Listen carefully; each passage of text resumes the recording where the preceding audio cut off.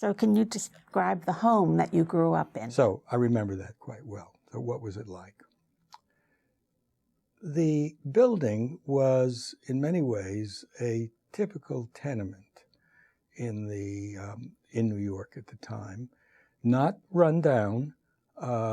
It was probably a fairly decent building when it was built, and I don't know exactly when it was built, but it was certainly, I would say, sometime in the 20s. It was a walk-up. My understanding is in those years, according to the New York City ordinance that regulated it, if you had a building above 5 stories, you had to have an elevator. So they all had 5 stories and no more. And we were on the 4th.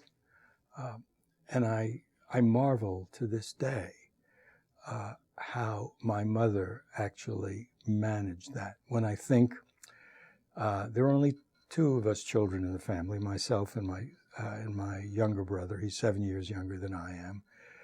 But the schlepping of groceries, of baby carriages, of everything up and down those stairs, day after day after day. The apartment was a 1-bedroom apartment. And the way it was laid out was that you entered into a hallway, and you continued along that hallway, and first on your left there was a kitchen. And then as you continued straight on that hallway, I'm making it sound very long, it hardly was. As you continued along that hallway, you came into the living room. And then if you walked through the living room and continued on in a straight line, you came to another hallway, a much smaller one, off which to the left there was a bathroom, and then at the end was the bedroom. Now, the placement of those rooms was very important in my life growing up because of the fact that you had to walk through the living room to get to the bedroom and to the bathroom. It meant that as I was growing up, both my brother and myself, as we were growing up, we seemed to be shuttled back and forth between the living room and the bedroom. When we were quite young, we had the bedroom, and that was really for my parents' convenience. Since we would be put to sleep earlier, they could hardly put us to sleep in the living room, so we got the bedroom. And then later on, we moved into the living room, and from time to time that seemed to switch. And I never quite understood what the reason was, but obviously that's what we did. The apartment, and again I say I remember it very well, the apartment seemed comfortable. And one of the joys that I share with so many people of my generation and culture is that given that everybody I knew lived exactly the same way, there was never any sense of deprivation.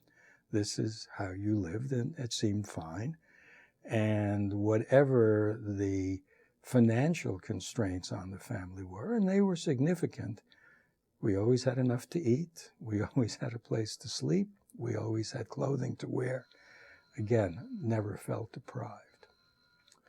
The kitchen was in many ways, the hub of the household, as in many Jewish families. Obviously, it's where we ate.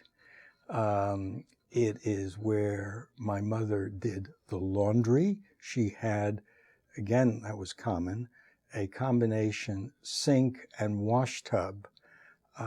And so she had one of those corrugated washing boards, and she would wash the laundry there. And when we were young, I remember being bathed in that tub as well, as was my brother. And then the real problem came after the clothing was washed. How do you dry it? Well, the way you dry it, at least in our family, if you could, was to hang it on a clothesline that went from our bedroom window across an alley and connected to a wall. And my mother would hang out the clothes. But she had to do that with a great deal of care, because given that the building was steam heated by coal, there would be, every time the furnace was on, there would be soot that would arise up through that alley. So if the furnace was on, you knew, or my mother knew, not to hang out the clothes out the window, because of the obvious reason. And so that meant she would hang them out to dry in the kitchen. And we had a drying rack that actually was suspended from the ceiling, and she would lower that and hang them out there.